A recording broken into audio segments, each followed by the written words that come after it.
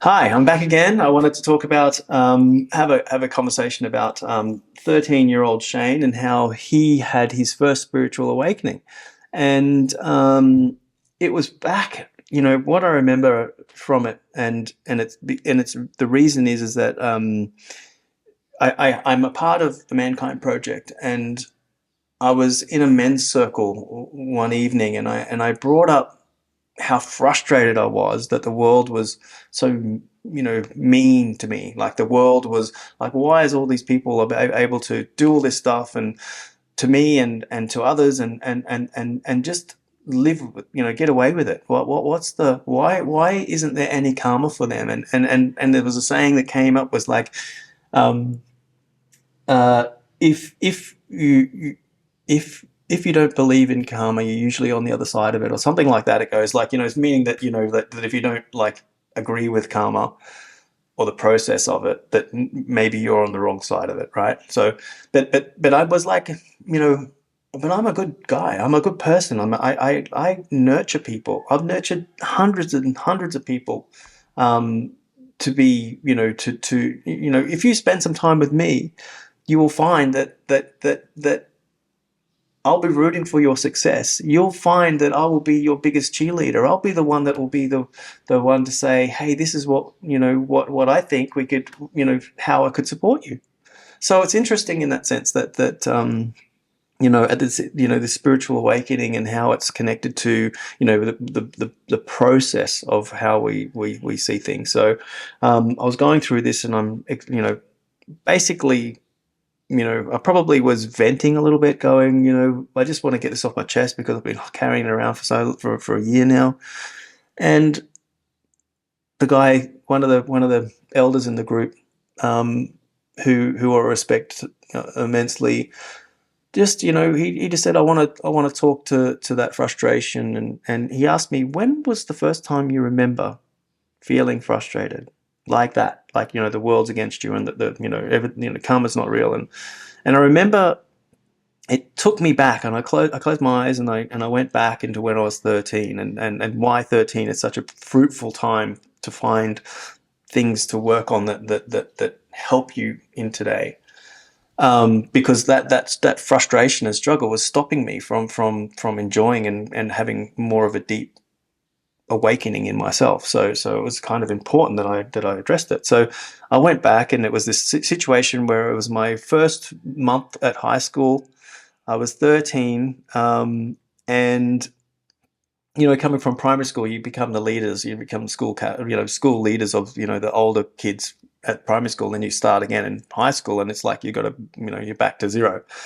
And I was down at the school bus stop. It was like a 15-minute walk from my home, and walk down, and I'd catch my bus stop with some other kids from school, and I remember these two bullies were there, and they were like flicking matches at me and burning me, and they were just being really mean, and I was just like, and then they set my bag on fire. So my school books, my textbooks, everything got burnt, and I remember, like, I fought back, and I had like I did all I could to protect myself. But it wasn't enough. Like they were much bigger, much more, and there was more of them. And I just walked away feeling helpless. Like my bag and my education, everything is in flames. Um, and I was walking away, and then I was like, going, why is the world so mean to me? Why? What? Because I'm like, earlier in my life, I was like thinking the world was paradise. It had all the mini bikes and push bikes and everything that I ever wanted, horses and you know a hobby farm, little bits, didn't have, until I was, 11 or 12 when my parents split up. But before that, it was all good. So it was kind of like, all on the back end of this, thing that happened. And anyway, so I walk home, like I've been bullied. I've got my bag on fire. I left my bag there burning. I went to, I walked home, and I said to my mum, I just, this is what happened, and I can't, this is wrong. And why is the world so mean to me? And she was just so not caring. Like, oh, you didn't get to school. What are the schools going to say? It's like, she was just concerned about how the school was going to react to me rather than what I And it was more a reflection on her than it was me. And I didn't get the support. The bottom line was I didn't get the support. And Mum had a new boyfriend at the time, and he was like unforgiving, and he was, saying it was my fault for whatever. Um, Maybe because I was being a little shit to him, but maybe I was being a little shit to them to get bullied in the first place. So he threw that on me. And then so I was like, all right, okay. So I just thought, if I can't do this world, I've got to find another world that I can. And I packed my bag up. I'm 13, and this is as old as my son is now. So it blows my mind how I did this. But it's all part of this first awakening. And I just said, I can't live here. I can't be with these people. I can't be in this energy. I can't. It wasn't about the bullies. It was about who I was and how the fuck the world was. But that I needed to fix myself. How I needed to fix the world, the world that I was living in. And so I packed my bags, and I remember I went to the beach, and I lived in a cave on the beach for a couple of days, and then that was a bit too cold, and I didn't have, I ran out of food, so I went to a friend's house, and then he had like a trotting track, like a horses and trotting track, and he just brought me lots of food, and I lived in like built a little cubby thing that had like a little thing, and I also lived in a little cabin that had at my friend's farm, and he also had big a big property with horses and dams and stuff on it as well. So I lived in that for a few days as well, and then I went back to the trotting track with my little shack that I'd created, mainly because I was getting food delivered every day. And I remember looking out, and I saw everyone coming, like they were my mum, and they'd found out where I was, and they were coming to get me. And I remember I saw them come, and I just ran into the bush, and I just hid in the bush, and everyone was looking for me, and I could hear them all walking around me, and I just kept quiet.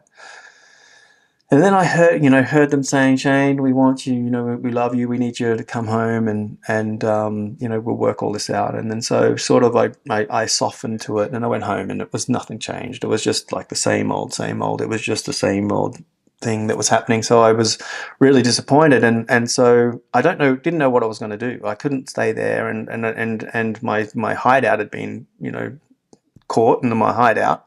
So now I had to I had to work out how I was going to go, and I didn't know. There was no way of knowing what was going to happen, and yeah, my beautiful grandma came along, and she said, and I said to Grandma, can I come and live with you? And she said, of course. And she took me in. And, for the next 3.5 years, I lived up in Wondai, which was in Kingaroy. And I would say it was challenging in the sense that I was starting all over again. And I did come, and I was, full of anger from the experience that I'd had just been through. I was full of, giving up on the world.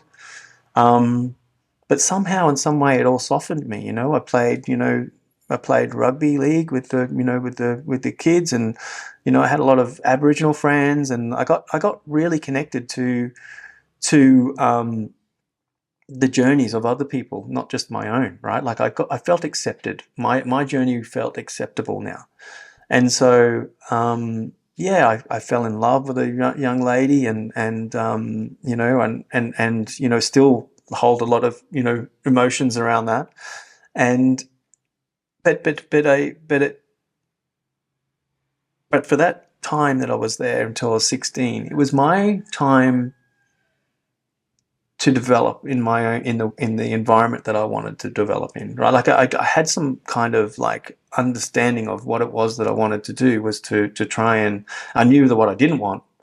So that gave me a sense of wherever's not that I'll like. So I lent into it, and I found a lot of I passed my school. I did my had built friendships. Felt respected. Played rugby with Steve Renouf, which was really cool. He's one of the Broncos legends, and yeah, I was kind of like feeling like that I'd completed something, that I'd had an awakening, that yes, the world will deliver to me if I pushed hard enough, or if I was unhappy enough to be able to find it. So I always carried around guilt about, leaving mum and my sisters and brothers, but I had to be selfless enough to be able to know that environment wasn't going to, support me. So that's what it was, and that was my 13-year-old experience of, my awakening. I still look back at that time now, and it's still, even when I go back to, when I did the process, they brought me back to that 13-year-old, and that frustration was there, and we did a process on, how, can the older Shane come back to that 13-year-old that was being bullied at the bus stop? Can he leave his information from there? So this was 40 years ago. 40 years ago that this happened, and I'd been carrying around that frustration. And so, my young self, I went back there, kind of like a time travel. This is what it's like in the awakening experience. You can travel back in time, and you put yourself in that position, and you give the